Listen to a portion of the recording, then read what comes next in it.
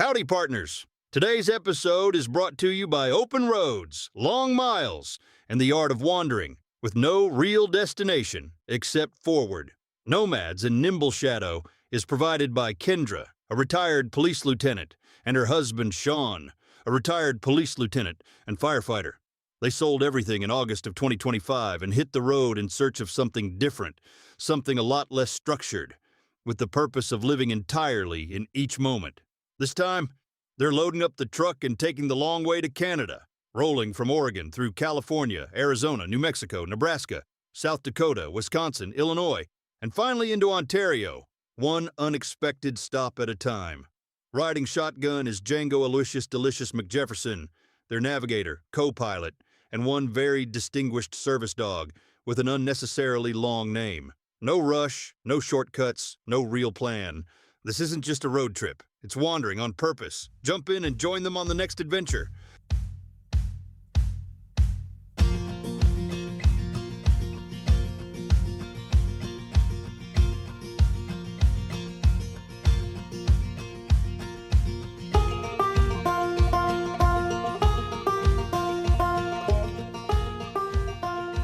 All right, so we are currently in La Crosse, Wisconsin. Yeah. The last time we podcasted you is a very interesting way to say it, because we've actually podcasted the same episode twice, and I'm still not sure which one we're going to use. Right. So technically, we podcasted in the car driving on our road trip from Ogallala.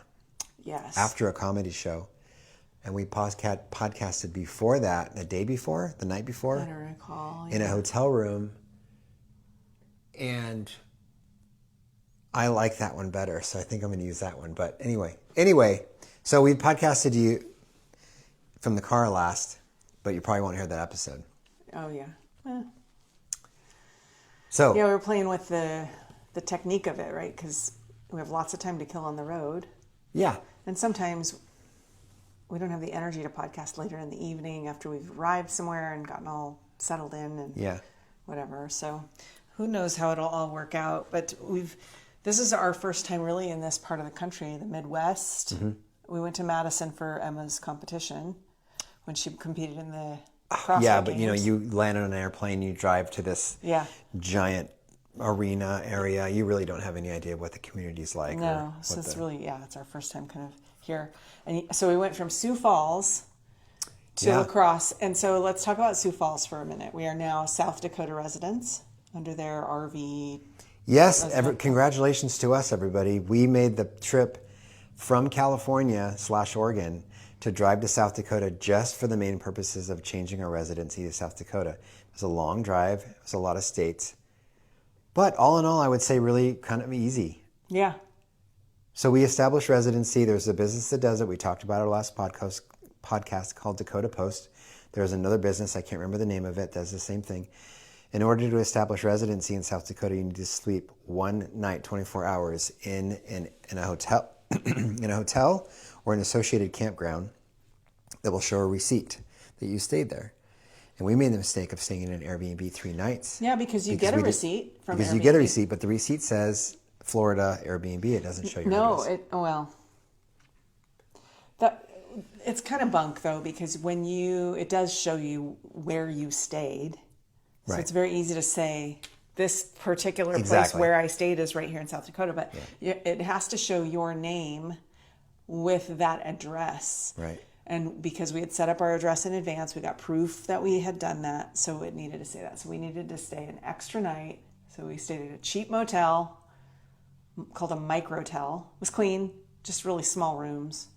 And we just spent one night there and then went straight to the DMV. And tell us about the DMV experience. All right, so we came from California. Everyone that's listening to this podcast probably has experienced the California DMV. If you haven't, it is the quintessential, terribly run government organization where they don't want to be there. The employees do not want to be there. There are 500 people in line ahead of you. No one's happy. It's a number system, right? It's a number system. You have to keep on your toes. There's not enough places to sit. There's kids running around. It's terrible. It's a whole day thing. Your day is ruined if you have to go to the DMV. And once you're done, you have to fill this form out. and it's expensive. Okay, then we go to Oregon. Oregon is absolutely amazing. It's the polar opposite of that. You walk in, there's nobody in line. Well, it was a very small town in Okay. Oregon, so I don't know if Portland's would be that way. True, but I have heard that Oregon DMVs are fantastic, and there's little satellite offices everywhere. So you walk in, there were probably 4 chairs in the DMV, and then very clean. One woman behind the counter, because the budget cuts, they had one person's what's that word when they can't work? Anyway, one person working, furloughed. One person was furloughed, and she was awesome. So we walk up together. We needed to register all this kind of stuff. There was no line. It was very minimal fees. And then she told me to come back with a specific thing later on the same day. Anyway, fantastic. Old podcast, but the Oregon DMV was way better than the California DMVs. We go to the South Dakota DMV, and it's a little taste of California DMV. For sure. Yeah. They open at 7. Yeah. But only 2 employees are there at 7. And Yeah.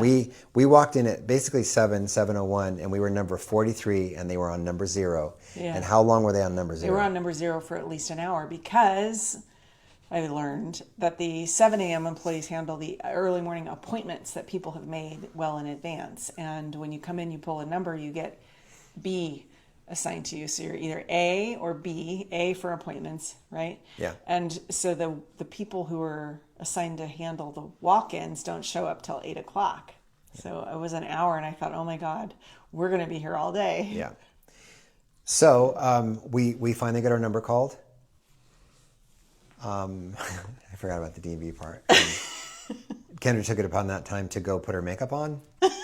And they call her number, and now I'm up here by myself, even though we've been waiting for 2.5 hours. But really nice guy helped us. He's like, I need the following things in your application.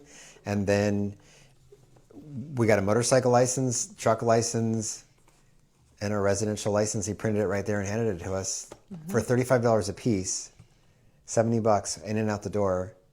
We have a new driver's license and a residency in South Dakota, so we're good to go. So anyway, that was my experience. Not bad. Yeah, and Sioux Falls itself, cute town. The restaurants, lots of great restaurants. It seems Well, I mean, hold cute on. little downtown The area that we stayed in, Sioux Falls, was a cute area, that was cute the town. historic area with all the huge Victorian and Yes. like brick and beautiful stone buildings. Yes. Very cool little downtown. We stayed on the edge of that, though. We were not- right on the edge of that area. I mean, we stayed in an Airbnb. It was an old house that had been converted into 6 apartments. And it had probably recently been done. But the floors, this is an old house. I don't say Victorian. It's something like Victorian, but it's not a Victorian house. Okay. Farm. I don't know what you call them. Yeah, maybe farm style or something. These are the houses with the attics and the basements. And then a couple different entrances. Anyway, they converted it into a 6 apartment place. I didn't ever hear another tenant, but they were there. Yeah. Which was cool. And just old. So The floors. basically lipstick on a pig. They painted it. Yeah. They replaced a couple things. It was doable. We could live there for a couple days, no problem. But the floors were absolutely crazy. Funhouse floors, 45-degree angle from Yeah. from the top to bottom. You could, if you like got too much momentum, you would like fall into the other room. I know. And I then was you go to like, the oh other my room and it would go uphill. And the refrigerator was leaning against the wall. I took a picture. The refrigerator is leaning against the wall, not sitting on the ground. Oh, wow. I didn't even It was at notice such that. an angle. I just know every time we opened the refrigerator, it would like slam against the Yeah. wall because it was. Yeah. It's, So super old construction, but still fascinating. And I never really got the walk I wanted to with walking up and down those streets of seeing those huge houses. Beautiful And not like, when I think huge houses in California, like if you think of an old landmark, a Victorian house, it's all done really well. It's been repainted. The landscaping is really done. It's Yeah. rich people. Yeah. Rich people live in those old Victorians. Here, there are these big Victorian era houses, but middle class or lower middle class.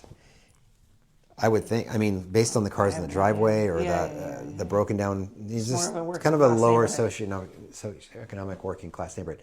And the neighbors next to this Airbnb were was like guy working on a car, a lot of visits from another person in a car, a lot of leaning in someone else's car, handing money to that person in the car. oh, it looks somewhat familiar to you. Yeah, I mean, Yeah. a little sketchy. The neighbors were sketchy. Sketchy. For sure. And then we wanted to walk because we love to walk, right? From Costa Rica, we didn't have a car. We love walking. Yeah. Let's walk to Anytime Fitness. It's only 3 miles away. 3 miles is nothing, right? I mean, 3 miles, it's an hour and a half of walking. It's a great warm up. The dog needs a walk. Like, it seemed like a great idea. We get to see South Dakota. Get to see some South And Dakota. we're in a pretty good neighborhood. Yeah. Not if you make a left. So we made a left, and it kept getting worse and worse and worse and worse. Prostitutes getting in cars worse. Yeah. And then remember that apartment complex where the beam was rotten? Yeah. Yeah.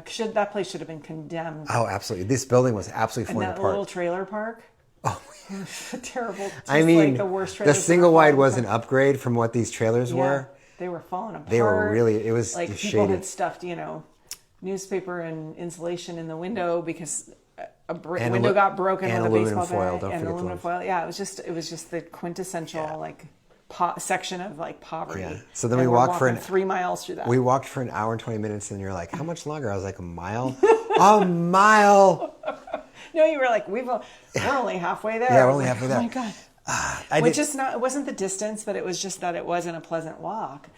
It was just changes it, right? Like I could walk a 3, 4, 5 mile hike, no problem. Yeah. But Oh. a 3 mile walk through a concrete jungle and poverty and sketchy and noisy. And I forgot, traffic. we forget to the listeners, we're used to California, there's sidewalks on both sides. Oh yeah. We've been in South Dakota, Nebraska, here. Sidewalks are not like I guarantee. a guarantee. And they may only be on one side of the street. Yeah. And there's no crosswalks sometimes either. Right. Yeah.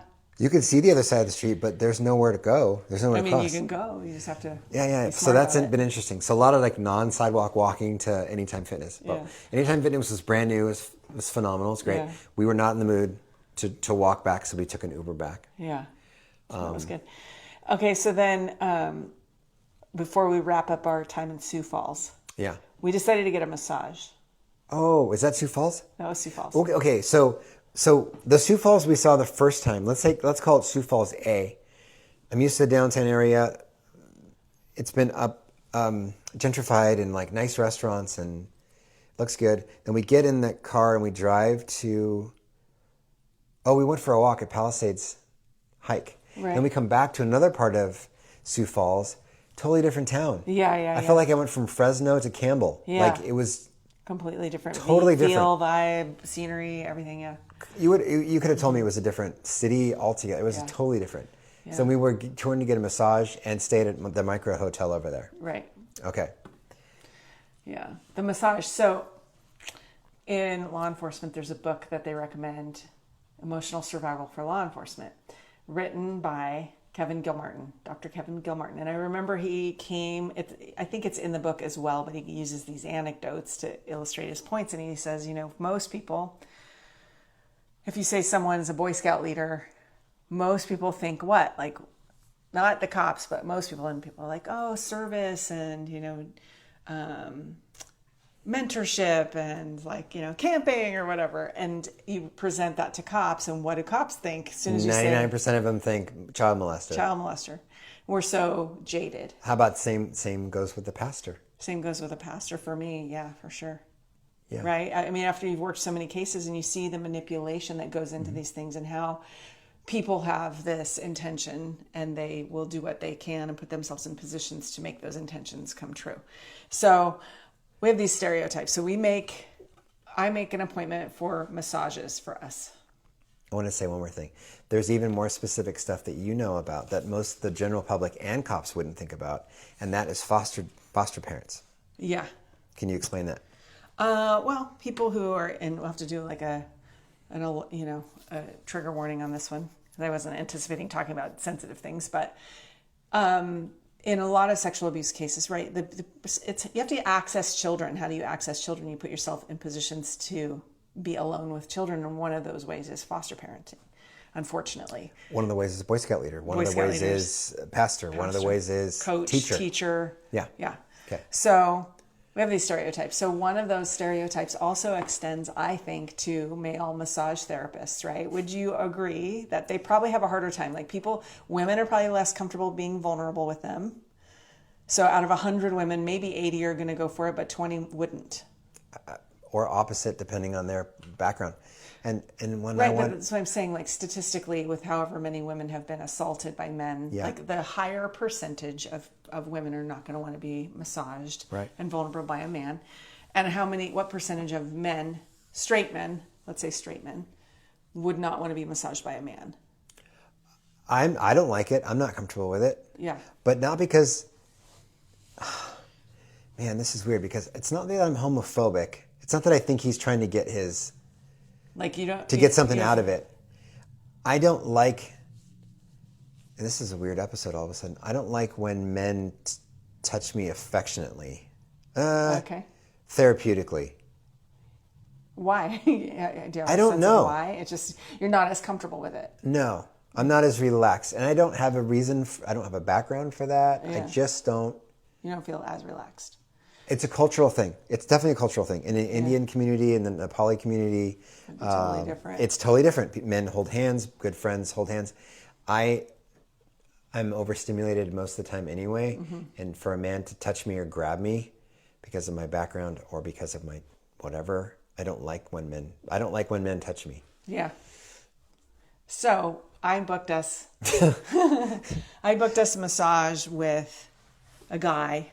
You didn't Because know that's that. what was available. No, I didn't know that. I went on the website. I booked the time. I got a confirmation. You are being massaged by, let's call him Joe. You are being massaged by Joe. And I thought, oh no, I'm fine with it, but I don't think Sean's going to be fine with it. And you went and you were fine with it, right? Mm. And then you came out and I went in. Mm-hmm. And I felt terrible because my first impression of him was the stereotypical child molester. Oh, explain that to the listeners too, because Matt DiLorenzo knows exactly who you're talking about right now. Yeah. I know exactly what you're talking about. It's hard.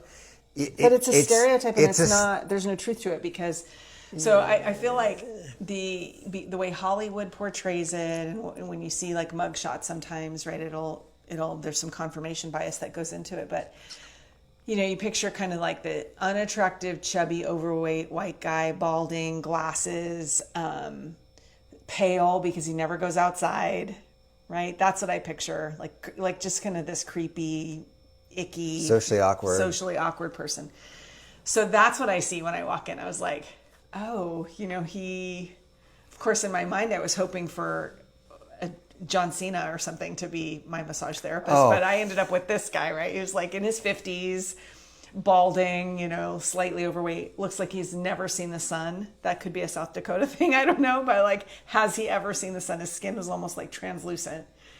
And yeah, it was not like, I was like, oh, you know, okay, this is going to be fine. So then he goes into very great detail of like, what do I want worked on? And so I'm telling him about my knee and my hip that are bothering me. Okay, no problem. I get on the table and he's a talker. He's explaining everything he's doing. It's a different massage than like what we would get from Susan, where you can like relax and kind of go to this ethereal place with the music. His was much more clinical, much more like physical therapy. It was therapeutic. It was good. I enjoyed it for the same reason. It was good. But he was also a talker. So we're making conversation and he happens to tell me that he's a pastor. And I was like, oh, you know, my first thought, unfortunately, when I hear that is never a good thing. I don't have the good experiences that people have with pastors. So that never evokes a good feeling for me. So I was like, okay, you know, and I'm listening to him and we're talking and we're making conversation. And then he tells me he and his wife foster children together. And I'm like, oh, he's a foster dad too, right? Like, yay, that's great because there's kids that need homes. But of course, with my background, in the back of my mind, I'm like, okay, check, you know. Then he reveals that he's a Boy Scout leader, or he was a Boy Scout leader. I thought, oh my gosh, like all of my alarm bells are going off, right? Every red flag for me, because people don't walk around with a neon sign on their forehead that reveals kind of what they're up to, right? And people who abuse kids often blend into society quite well, and it comes as a big surprise. And so they don't walk around advertising that. But when you work in the industry, you learn what to look for and patterns, and there are patterns that repeat themselves. And he had so many of the patterns that it really bothered me. But what sucks is that we could be completely wrong. For sure. And I'm sure we are, but it's still. I'm not sure we are. Walks like a duck, talks like a duck is a duck, right? And then we go back to the pictures you were talking about, the mugshots. So what we may have talked about before, and Di Lorenzo knows about, is in your office, you used to put all the booking photos of the people you arrested on the wall. Not all of the people we arrested. We only put the pictures up that were proactive investigations. So these were pictures, these would be the mug shots after we had arrested someone where we did an online sting or we did some sort of internet-related child pornography exchange investigation where we were able to started putting all of those so nobody had come forward right of all these cases. There was only one thing they all had in common, and that was that they were all male. That's it. And we're talking, it covered 3 of the walls. Yeah. There was one wall that had windows, and we even covered the windows with mugshots. And it was all, every demographic, every race, every socioeconomic. Good. We had computer engineers that were at the top of their game making hundreds of thousands of dollars. And we had, homeless guys going to the library in Delhi. I mean, it was the whole gambit, all men. But what was consistent is some of their patterns. Summer camp counselor, going into early childhood education. Tutor. Coach, clergy. These are people who are getting the trust of children. So, it's hard not to have that. As soon as somebody tells me they're a Boy Scout leader, I'm like, bing, bing, bing, bing, bing, bing, bing, right? And then the same thing for like me. Male nanny. If you were to be like, hey, would you be a Boy Scout leader because we want to put our kids through? I was like, no, I'll participate, but I will not be a Boy Scout leader, and I'm not going to be alone with these kids. Yeah. Because I don't need any of that. Right. Right. It's unfortunate because there's lots of good men out there who would not. For sure, 100%. I was in the Boy Scouts. Guess what? No problems, no issues. No? That's good. Yeah. That's good. Yeah. I'm sure there are plenty of people out there who had positive experiences. Sure. With all of those things. But for me, as jaded as I am, and because I still do the work and still am like in it and see it all the time, all my bells and whistles. So I had a very difficult time enjoying the massage. He did clinically a good job, but I wasn't relaxed at all. I had these unpleasant thoughts in my head. So, yeah. And then to top it off, he never got to my knee after we had the whole conversation about the only thing I want you to think about is my knee and my hip. That's it. And he spent so much time on my back and like no time on my legs. It was very frustrating. Anything else about Sioux Falls before we move on?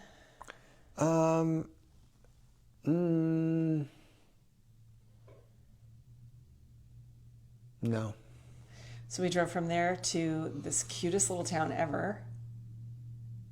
That's where we are now? Yeah, La Crosse, Wisconsin. Oh, yeah. Super cute. I want to talk about the driving. So the driving through from state to state is very interesting. Yeah. To see parts of the world we haven't seen before, or the United States we haven't seen before.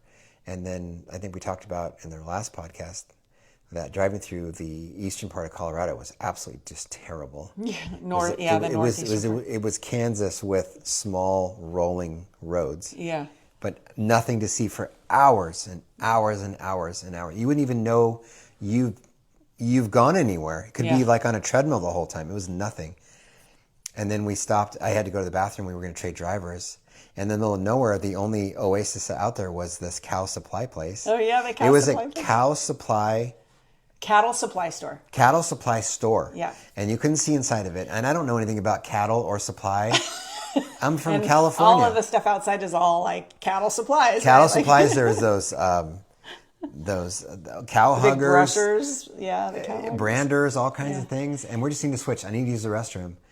So you have like these. You have the like audacity that I just don't have. Like I would hold my bladder for another hour to find an actual like gas station with a bathroom. No.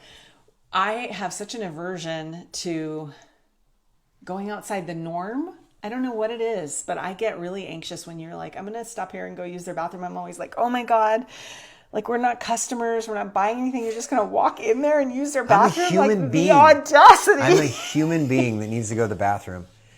And you could stay outside and look at the Temple Grandin cattle hugger. It doesn't make any sense. I realize that. Just how I am. Okay, Yeah. so I walk in and it is like, I walked into a Bass Pro Shops. Yeah, it was. It was huge and awesome and friendly, and like a young family's working the register, and Yeah. I get greeted, and Yeah. Shotguns everywhere. alcohol. Every gun you There can is imagine. alcohol everywhere. Yeah. The beer and the wine is to the right. The whiskeys are in one aisle. It was like a Bevmo Yeah. Bass Pro Shop. Actual some cattle supplies in there, about a row of them. Yeah. And then Feed store. It was like a feed store. a feed store, and then half of the Pet place, supply store. this warehouse, was guns, and they were just out. Handguns just on the table, shotguns and rifles laying on the racks, ammo right next to them. Yeah. Nobody helping you. You can go in there and just rack away. Chock, chock, chock, chock, chock. No, there weren't gun. There were trigger guards. Okay, trigger guards, but no, there weren't. There were on every gun I picked up. There was a trigger guard. Oh, on the little handguns? Yeah, I didn't pick up any long guns. Oh, okay. But the ammo was there, which was really weird. Yeah, Okay. So that was cool. a lot of snacks too. Road snacks. Oh yeah, like licorice and Yeah, all and kinds like of stuff. kitchen items. They Very had cool everything, store. yeah. No problem using the restroom, by the way. Thanks a lot. It was a nice bathroom. Yeah, Django liked it too. So then we get back in the car, drive, and then Sioux Falls starts to get a little bit more interesting. We got to South Dakota, a little bit more interesting. Rolling hills, some trees, different weather. I think you did the last driving there when we got to Sioux Falls, but then lots of turns, and we got to this old neighborhood right next to downtown, and there we are in that old house. So then we get the drive from Sioux Falls to here. the drive to Sioux Falls. You basically just go to the edge of town and make a right down like Interstate 24, and it's just a country road / freeway, 80 mile an hour per hour speed limit on this road, straight. A lot of beautiful stuff to see, but not much. Green fields. And all of a sudden we're in Wisconsin / Michigan. No, we're in Minnesota. Minnesota! South Sioux Falls we went almost directly into Minnesota, and we were in the very southern part of Minnesota along okay. the border all the way until we cross into Wisconsin, and right there is where Okay. So we crossed the Mississippi, which was Lacrosse. awesome because I think I've crossed it before. the Mississippi River, Yeah. like as a kid. Yeah. I went to Missouri. Yeah. And that's your first time seeing it? Yeah. Okay. We're right on the river, on this giant, massive, awesome river. Yeah. And this town, La Crosse, is the bomb. Yeah, it's a really cool town. It's really nice. Really cool. Very cool old like railroad town.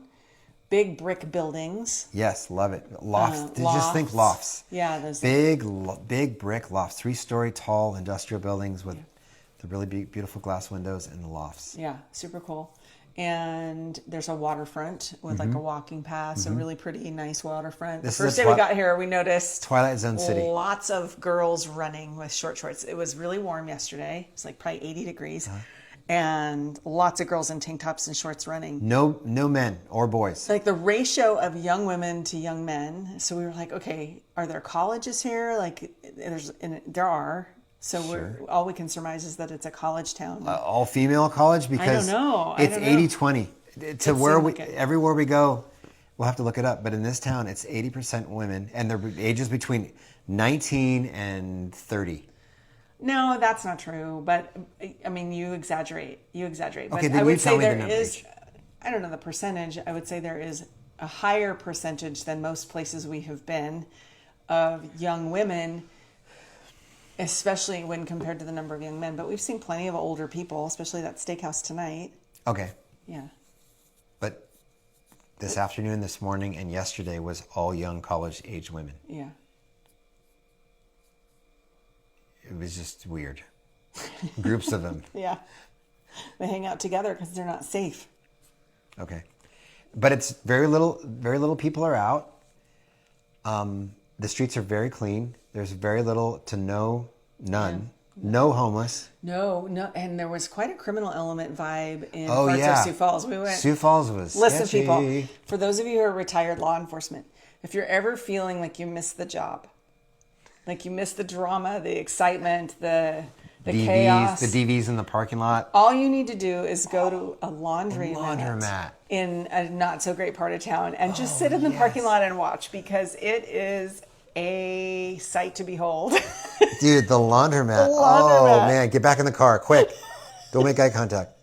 There was so much going on at that laundromat. It was like the hub. It was in the same parking lot as a gas station and liquor store. So a lot of foot traffic. And right when we pulled up, a car pulled up next to us with this Native American woman who was probably in her 50s. And she was on speakerphone with her boyfriend, husband, I don't know, but they were having a big old fight about infidelity. And the whole time she's trying to defend herself of like, I would never, and I didn't. And she said this, well, Sarah told me that. It was this whole like gossip chain about like, well, so-and-so told me this for like an hour. The whole time our clothes were in there, right? Because I was working in the car with my laptop. Couldn't believe it. It was chaos. Then another car comes. I think there's going to be a DV because there's shouting. When we first pull in, there's a lady with tattoos all over her face and a big old pit bull that saw Django in the car and wanted to get him. It's like, oh God, where are we? Yeah, South Dakota, where we were, was a little bit, bit different. Not here, though. Not here at all. No. And then, before we left Sioux Falls, we went to a Korean hot pot place. I'd love to talk about that. I've never been to one of those. Now, I've been to a Korean barbecue when we went with We went Delaney. with D. So we went with D. So Laney Lou, if you're listening to this, it's the same atmosphere where there's barbecue in front of you, and then there's like a flume. No. Yeah, with the big venting system that goes above the barbecue to take the smoke out. Okay. But you're kind of open air cooking at your Yeah, table. you're basically doing all the work. They bring out what you want, and then you cook it yourself, and you pay them a bunch of money for you to cook your own food and tip them for some reason. So I was in the mood. We hadn't had Asian food in a while, and I was like, I'd like to have some ramen. We could just get some ramen. So then she brings me to this hot pot place, which usually means they take an aquarium and they put it on the stove, and they just heat everything that's in there, and you're eating everything, including the treasure chest. But we got to pick our own. So you sit down, there's a barbecue in front of you, and then right in front of you, not right in front of, but like a like foot, in the middle of the table's the barbecue, but in front of each individual. like a foot away from you, Yeah, about 6 to 8 inches away from the edge of is the table. this stovetop induction? Yeah, and induction cooktop. An induction cooktop, and we both have our own. So you pick your base, your soup flavor, which is, I mean, it's a genius idea. You're doing all the work. They give you your soup. So I got a chicken base. You got a spicy Szechuan base. You order a whole bunch of stuff that goes in it, and basically you're cooking your own food. So you turn this thing on. They have 3 selections: low, medium, and high, or off. It's 4. And when it's sitting in front of you, it's off. So as soon as they put the broth in front of you, you turn it on. I put mine on high to get it going. I got Kendra's on high because it was taking too long. She starts throwing stuff in there. So the whole time I'm eating, by the way, first of all, I put it all in. I feel uncomfortable the entire time. Like I can't get settled. I just feel like weird in my skin. The seat's uncomfortable. Everything about it. The decor in there, it was very industrial feeling, and like it was kind of K-pop themed place. It was kind of like eating in a casino. Yeah, and so it just, something about it wasn't relaxing. And I think that I'm just now at this part of my life starting to get in tune with my body and what it's doing and why. So I could tell, I was like, I just can't get comfortable and relaxed to enjoy this. And so the soup is ready to eat. Oh, it's ready, all right. It's ready. And How do you know it's ready? It's bubbling. Oh, it's bubbling, It's okay. bubbling, yeah. So I'm like taking spoonfuls out and like really blowing on them, trying to cool them off enough. And it's taking forever. Like each spoonful is so much work, right? Because I have to like individually cool down each spoonful. Meanwhile, I'm going crazy on the other side of Crazy. you. I'm going crazy. I'm pulling stuff onto my plate and, trying to pick it up with chopsticks and stuff. I just was not enjoying it. And it wasn't until later that night that I realized I wasn't supposed to eat the soup out of the pot while it's on the burner. Who drinks tea like out of the kettle? Like, oh, it's boiling, let's drink it. You cook your food, you bring it aside, you turn off the thing, you bring it closer to you. Yeah. As soon as it's you're cooked, like, you it's turn so everything far, off, it's right? so far away and making such a mess. And I was like, why don't you just bring it closer to you? Well, it has to be on the stovetop. No, it doesn't, right? Yeah. That was funny. I That was very funny. didn't So once you burned your take- mouth. Yeah, I didn't once take it off the... You were not comfortable and you burned your mouth because you couldn't do that. So now I only drink my coffee right out of the coffee, drinking out of the coffee pot. A trend setter. Yeah. Yeah. Very funny. And then let's see what else about this place we're enjoying. Oh, we did an escape room today. We love to do escape rooms. I love escape rooms. I could start. That could be part of our business if we just go test escape rooms, because this one was like a C. I give it a C. Yeah. Yeah. Well, first of all, you choose, if you've never done an escape room before, you should do one. They're really fun. Do it as a date night or with another couple or something. It's really fun. Go with your kids. And each one is different themed. Some of them are chain. So you have to kind of, find out, is this a chain or is this an individual one? If it's a chain, they might have the same room, same props, same puzzles. You buy them from a manufacturer, basically. Right. Yeah. So you have to be careful. So we picked one that we were pretty sure we had never done, called the bootlegger. Oh, don't give away too much. I won't. I don't want to make the business feel bad, but we got in there. It was hard. First of all, it was kind of dimly lit. It felt a little bit run down, but things would not work. We'd get the right code. We'd put it in. Nothing would happen. Yeah, that's what's frustrating. So some of these rooms are made for 8 people. So people are working on their own stuff. There's just you and I. Yeah. And it's really a test of a marriage too, because you sort of get, you get short with each other. Yeah. Right? It's competitive. And the reason it's competitive is you want to succeed. You want to have fun. But you only have 1 don't hour. want to seem dumb. Yeah. And you only have an hour. Yeah. And then, by the way, on this particular room, instead of having a screen with a countdown, she has to call you every 5 minutes. Oh, by the way, you only have 40 minutes left. Yeah, I'd have more if you'd stop calling me. Yeah, right? It's like a loud, old-fashioned ringer, so it's startling.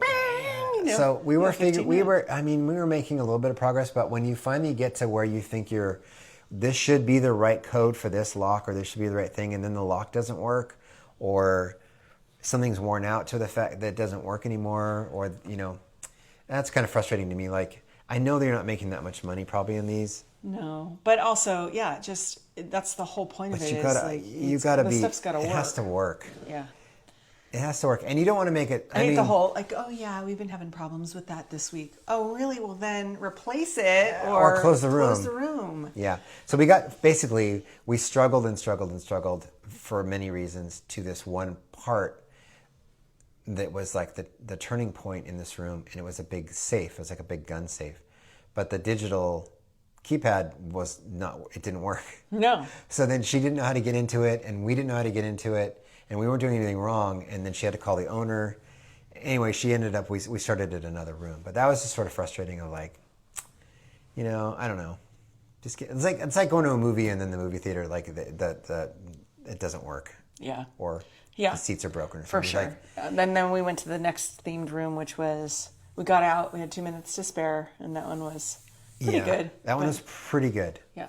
Kind of worn out, but pretty good. Yeah. Yeah. Kind of, low budget. It was a pretty low budget room. Yeah. But it was still challenging, and we still needed a couple of clues, and we got out with 2 minutes. So that's fun. But escape rooms are super fun. Django's great. He just lays in a corner and waits for us to move on to the next room. So he's done about, 7 escape rooms or something now. At least. But at least she didn't charge us for the second, and she discounted it altogether. Right. And I'm not blaming her. It's not her fault.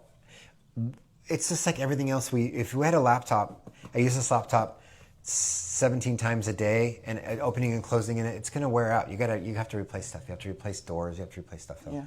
It's just the way it is. Whatever. Okay. So we went back to work, and we're here. We had a nice dinner. So let's talk about dinner. No, let's talk about. So it was a warm day today. Oh yeah. It was a warm day. We took a long walk with the dog. It was hot. It was muggy. Had some servicing done on the truck. It was kind of a day. On the what? On the Avalanche. Oh, okay. On Val. Had to go to the FedEx store. I mean, we had a bunch of errands to run today. And then we came back, and I needed to get some work done. So I walked back to the room, and it's hot, and it's sweaty. I can't wait to get my shoes off and my socks off. And you decided to continue walking. Huh? And your experience of it was also... I walked along the river for a while, and I would say people watched, but there weren't any people out. It was like Twilight Zone-ish. There was nobody anywhere. No cars, no people Oh, is walking. it tornado weather? Because we've been hearing what we think are tornado sirens. Well, we didn't know. We were on tornado warning today when we were navigating to the restaurant, and it was like, tornado warning. Well, we didn't know we were driving, and Val is old. She's been around a while, our avalanche, and then we heard this really loud turbine noise, like a really, really loud noise. And we're like, is that the truck? Because it was following us around. Yeah, it was so loud. It's so loud. It felt like a jet taking off with a whistle in front of our truck for the longest time. I was like, what is that? We're from California, by the way. And then we heard it the day after, around the same time, hint, hint. Yeah. And then it's a tornado warning system they test every day at the same time. It's like or they have a schedule. Whatever the schedule is. Yeah. So, but we also got tornado warnings. There have been tornadoes. There was a weird hailstorm in this area a couple days ago. Yeah. We got some of that in Sioux Falls, but they got most of it further north. So yeah, that was really weird. And so you walked home and it was kind of apocalyptic, like tornado-y. It was gray. There was nobody around, no cars, and it was hot. Yeah. So I got back in here, transitioned to dinner, and you asked... Maybe an hour we were in here? If that. And you said, what's the weather like? And I was like, it's hot. But it was raining, started to rain. So you were wearing a t-shirt and you were going to grab an umbrella. And we go outside and it was probably 25 degrees outside. It was so cold. It was like 25 degrees outside. It was really cold. Yeah. It's shocking how it went from hot, muggy, like felt like summer to feels like winter within an hour. I had just a rain jacket on. I wanted to come back and get a parka, but like a North Face jacket. Parka? A parka? A parka? Sweater weather. Sweater weather. We listened to an interesting podcast and then watched a documentary on Netflix about microplastics. And that was fascinating. And we learned, I've already kind of known that those are a problem and try to avoid it as much as I can, but not as much as I can. Like we could do a lot better. So no, it's bad for you. You can limit your exposure to it. You can change what you do and how you dress and the what clothing you eat. part was the big one. The clothing part, yeah. So that's a whole other podcast, but I recommend watching that movie. What's the movie called on Netflix? Oof. Let me look and we'll see. We'll look it up. Jamie will look it up here in a second. But it was interesting. It gives us something to do while we're driving, but also like, I'm using a metal stainless water bottle, but using a plastic straw to drink up the water. Right. And so people that can afford it are keeping up with that health trend, and they're replacing their plastic coffee pots with metal ones that are more expensive. The plastic detox. Plastic detox, yeah. So tomorrow we head out for Illinois. We have a week at a timeshare there. Then we go up to Ontario, Canada. We have a week at a timeshare there, and we'll get to see Emma Sue Buttons. And then after that, we make our way to Montana because I'm going to Glacier National Park. Right. Yeah.